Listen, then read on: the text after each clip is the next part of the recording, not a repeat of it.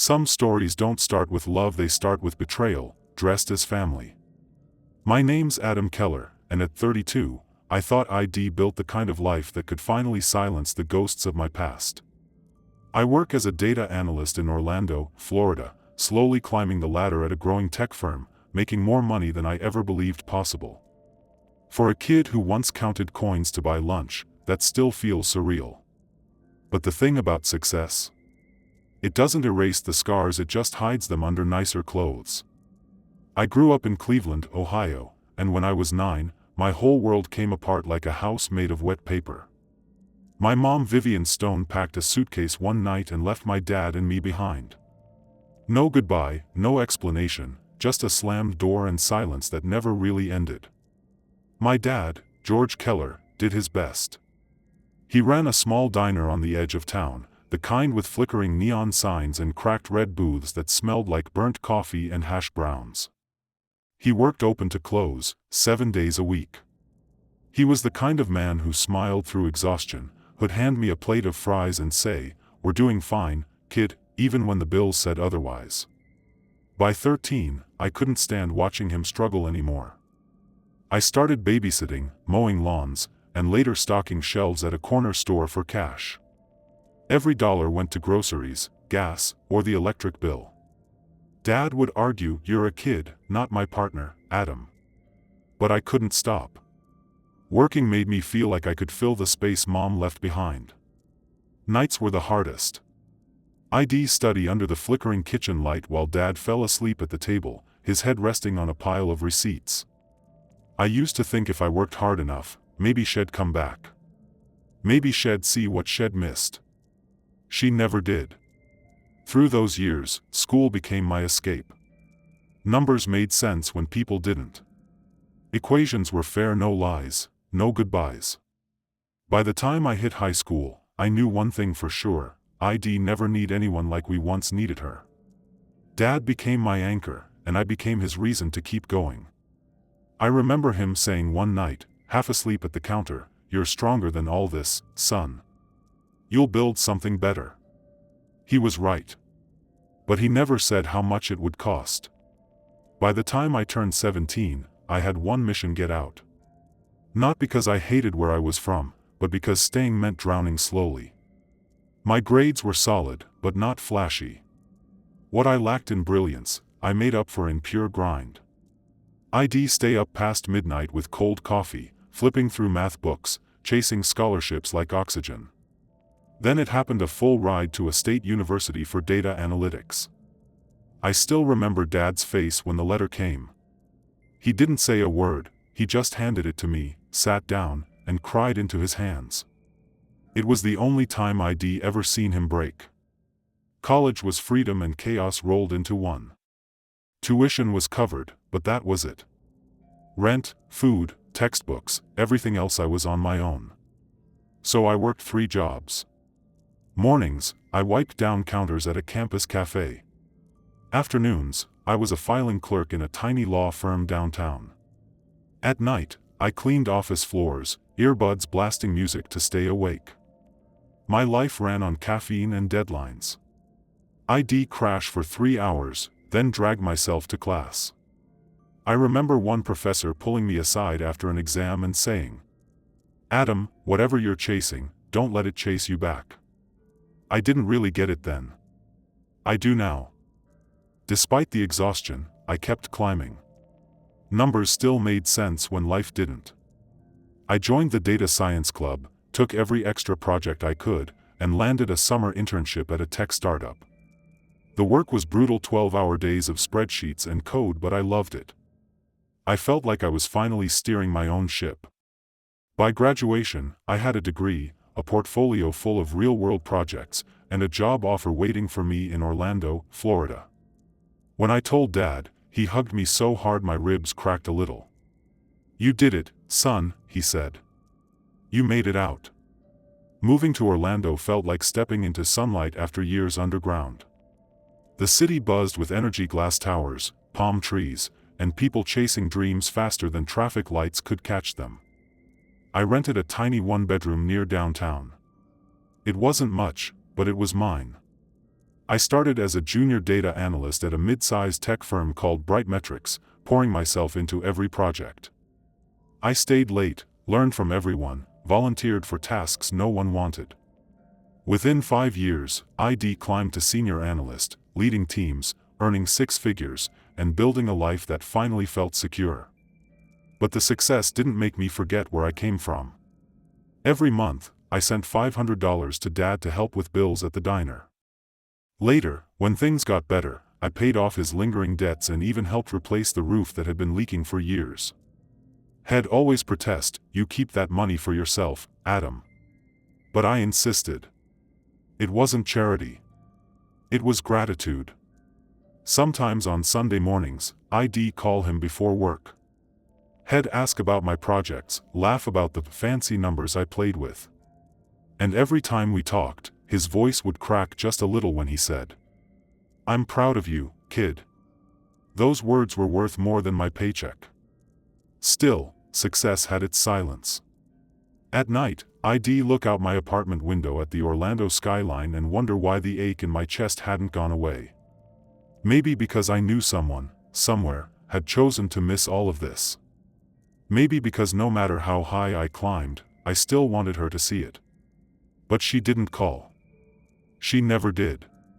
It happened on an ordinary autumn evening. The kind where the air smells like rain, and life feels steady. I'd just finished dinner, cold takeout and a rerun humming on the TV when someone knocked on my apartment door. 3 short knocks. Sharp. Purposeful. I wasn't expecting anyone. When I opened the door, the world tilted. There she was. My mother. Vivian. After more than 20 years. She stood in the hallway, smiling like we were long-lost friends instead of strangers separated by decades of silence. And beside her, leaning against the wall, tapping his phone, was a young man I didn't recognize. "Adam," she said, her voice soft, warm, rehearsed. "My boy. Look at you." I froze. My throat tightened, but no words came out. It was her, the same green eyes, the same perfume, faint but familiar. And yet she felt foreign, like a memory I'd outgrown. "This is Ryan," she said, motioning to the kid with her. "Your brother." "Half-brother," I corrected silently. Ryan didn't look up from his phone. He mumbled, "Hey," then stepped past her into my apartment without asking. They sat on my couch as if they'd been invited. My space, my quiet, my order suddenly felt invaded. Mom's eyes scanned the apartment, lingering on the polished furniture, the city view through the window. "Wow," she said. "You've done so well for yourself. I'm so proud of you." But her tone didn't match her words. It wasn't pride. It was calculation. We talked, or rather, she talked for a while. About how much Shed missed me. How Shed always meant to reach out. How Shed kept up with me online. Every word felt scripted, like she was building towards something. Then she got to the point. "I heard you've been doing great at work," she said, smiling too wide. "Big job. Good salary." She glanced at Ryan.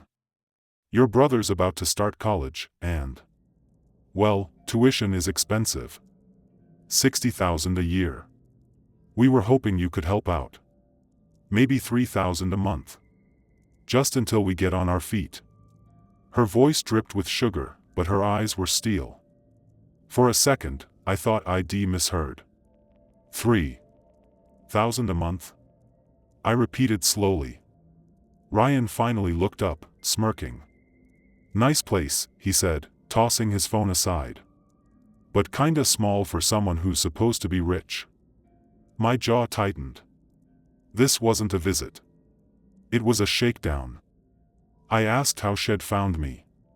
"Oh, you know," she said casually. "Old friends, social media. Word gets around." Her vagueness set off every alarm in my head. "I'll need time to think," I said finally, standing. Her smile faltered.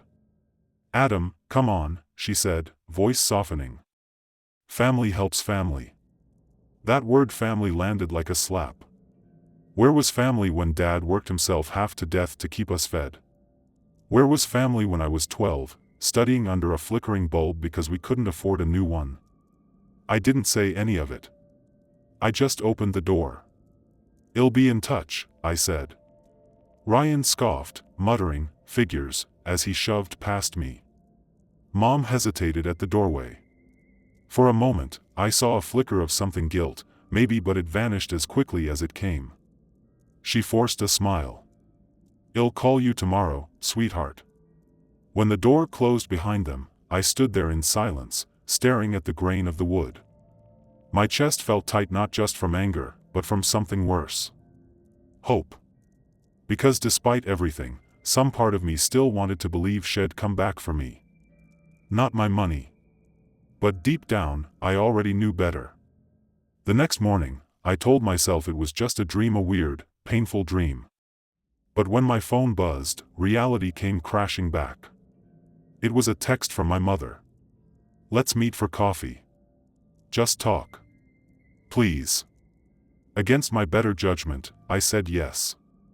A part of me, the part that still remembered her laugh, wanted closure. We met at a crowded cafe near downtown Orlando. The kind of place where everyone's glued to a laptop, pretending to work while eavesdropping on the table next to them. I spotted her instantly, same expensive coat, same painted smile. And beside her, Ryan, hunched over his phone again like the world owed him a better signal. I forced a breath, walked over, and sat down. The chair creaked like it was protesting for me. "Adam," she said, reaching for my hand. "I'm so happy you came." I pulled back slightly. "Let's just talk." She sighed, pretending to gather her emotions. "I owe you an explanation," she began. "You deserve to know why I left." Her voice trembled perfectly. "It wasn't my choice. Your father. He pushed me away. He made it impossible for me to stay in touch." The lie hit like ice water. Dad, the man who worked himself into the ground for us, was now her scapegoat. "He didn't push you away," I said quietly. "You walked out." Her smile cracked, but only for a second. "You were just a kid, Adam. You don't remember everything." "Oh, I remember enough," I said. "I remember the empty chair at dinner. The nights Dad cried when he thought I was asleep." Ryan finally looked up, rolling his eyes.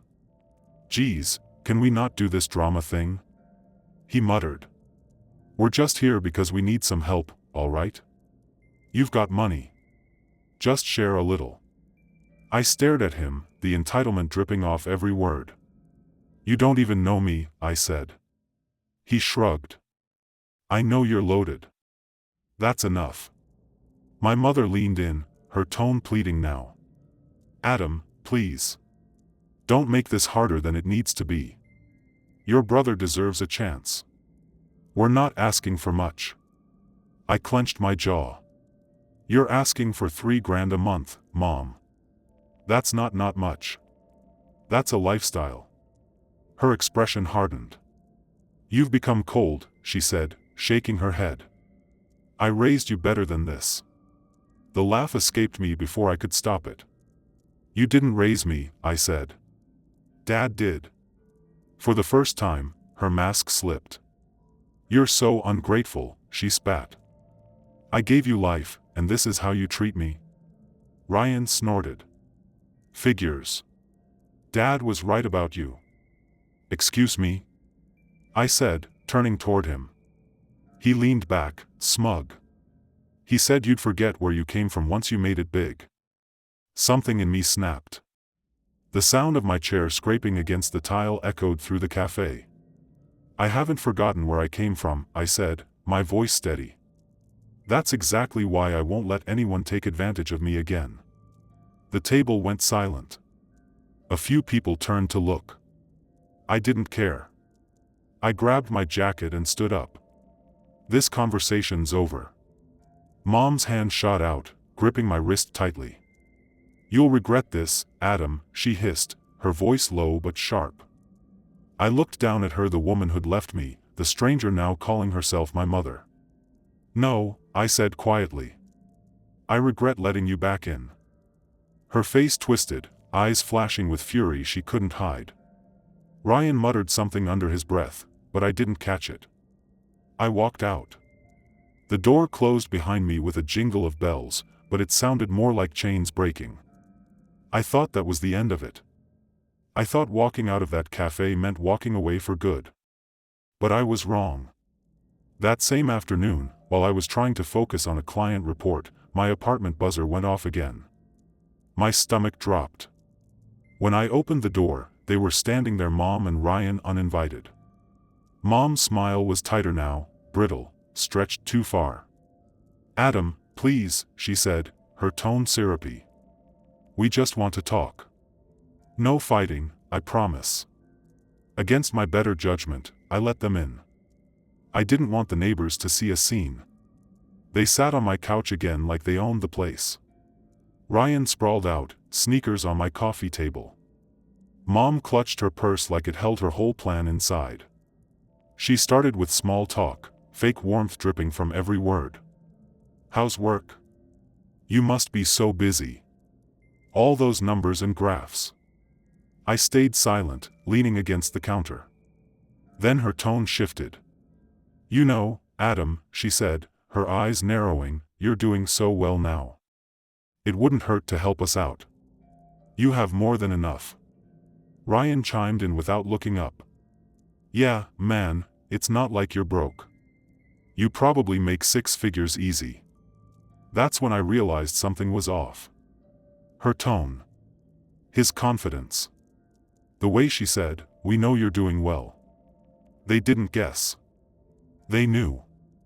I frowned. "How exactly do you know that?" Mom waved her hand. "Oh, you know, I've heard things. Friends, old connections." But before she could finish, I caught Ryan glancing at my desk. My laptop screen was still glowing. When I turned, he was sitting in my chair, clicking through it. My heart stopped. "What are you doing?" I barked, crossing the room. Ryan shrugged. "Relax, man. Just curious." He had my banking app open. My salary dashboard was visible. Every number, every detail. "Get up," I said, my voice low, trembling. Mom stood quickly, her voice defensive. "Don't overreact. We were just curious. You're hiding so much from us." Her words hit me like a slap. We were just curious. They weren't curious, they were digging. "You went through my computer," I said. "You think that's normal?" Ryan rolled his eyes. "Don't be dramatic. Get out." I could hear my pulse in my ears. Mom's face paled, but she didn't move. Instead, she lashed out.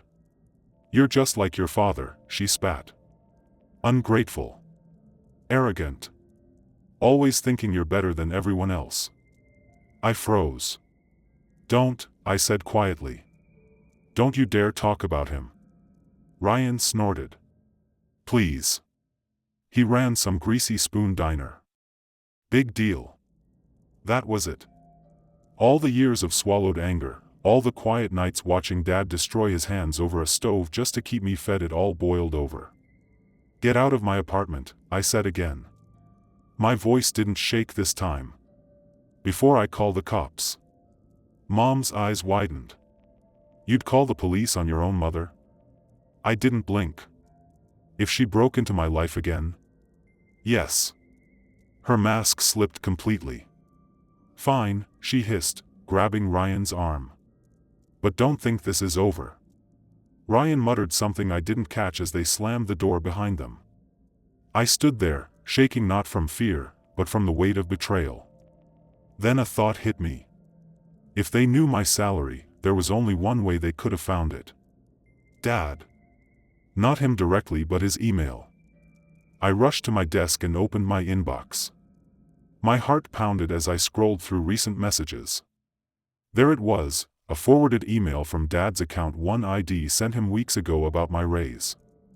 But the forwarding address wasn't his. It was hers. My mom had hacked into my father's email. My throat went dry. That wasn't curiosity. That was violation. I grabbed my phone and called Dad immediately. He answered with that same tired but warm voice. "Hey, son. Everything okay?" I told him everything: the cafe, the visit, the hacking. He went quiet for a long time. Then, softly, "That's Marie," he said, his voice heavy. "Always twisting things to get what she wants." I could hear the heartbreak in his tone, even after all these years. "I'm so sorry, Dad." He sighed. "Don't be. Just protect yourself. She doesn't change, son. She just finds new ways to hurt people." That night, I barely slept. I sat at my desk, replaying everything. All the times ID wished she'd come back, all the birthdays ID hoped for a call. And now, she'd come back only to steal. The next morning, I called my lawyer, Mark Sullivan. He was sharp, calm, no nonsense. When I told him what had happened, he didn't hesitate. "This is serious, Adam," he said. "Unauthorized access, financial intrusion. We can file for a restraining order and a cyber investigation." We filed the paperwork that same day at the Orlando courthouse. It took weeks of hearings, statements, and evidence, but eventually, the court granted it. A permanent restraining order against both my mother and Ryan. They were legally barred from contacting me or coming near my home. When I walked out of that courthouse, the Florida sun hit my face, and for the first time in months, I could breathe. Freedom didn't feel like joy.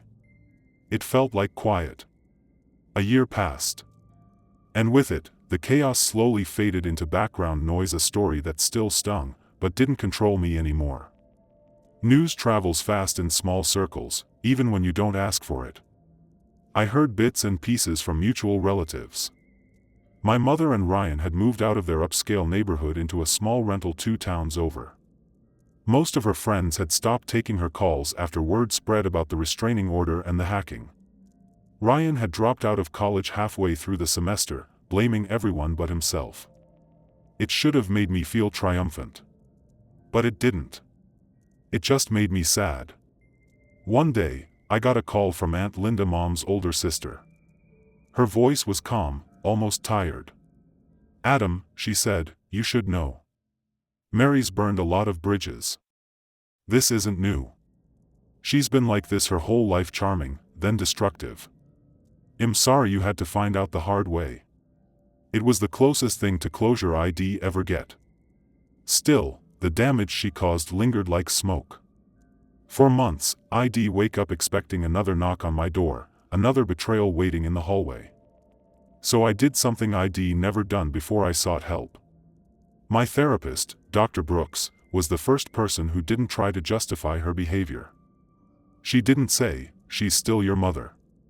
She said, "You're allowed to protect yourself." That sentence changed everything. For so long, I'd carried guilt like a second heartbeat for not being enough to keep her, for not fixing what she broke. But sitting in that quiet office week after week, I finally understood, her choices weren't my responsibility. Dr. Brooks once asked, "If she weren't your mother, would you still let her treat you this way?" The answer was easy. No. That realization set me free in ways court orders couldn't. Around that time, I reconnected with my dad more than ever. Had sold the old diner and started a small catering business, working fewer hours, finally living instead of surviving. Every Sunday, I'd visit him for dinner. We'd sit on the porch, eating barbecue and talking about everything except the past. He'd look at me sometimes, smiling quietly. "You turned out all right, son," he'd say.